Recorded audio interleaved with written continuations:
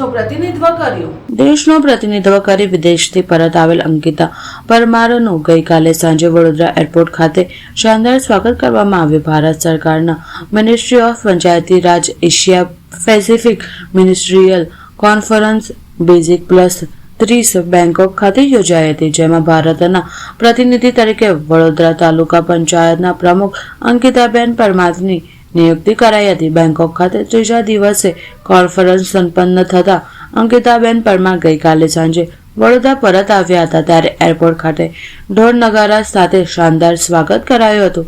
જે પ્રસંગે વડોદરા જિલ્લાના અધિકારીઓ પધારી તાલુકા હોદ્દેદારો, સરપંચ, સંગઠનના અગ્રણીઓ, સમાજનો ગ્રામજનો વિશેષ ઉપસ્થિત રહ્યા. સાથે અંકિતાબેને જણાવ્યું કે વડાપ્રધાન નરેન્દ્ર મોદીના મહિલા અને બાળ વિકાસના વિઝનને કોન્ફરન્સમાં રિપ્રેઝેન્ટ કર્યું હતું.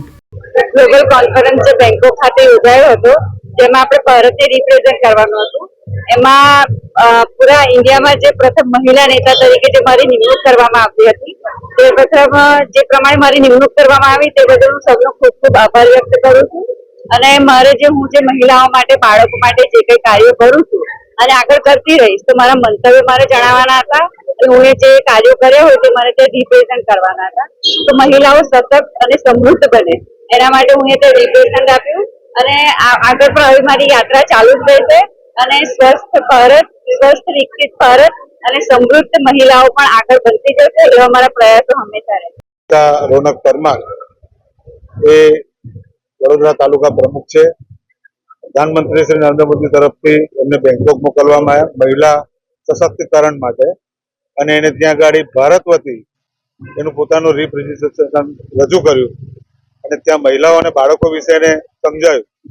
અને અમારા માટે ગર્વની વાત છે, અમારા સમાજ માટે પણ ગર્વની વાત છે. અમે પ્રધાનમંત્રી શ્રી નરેન્દ્ર મોદીનો ખૂબ ખૂબ આભાર માનીએ છીએ.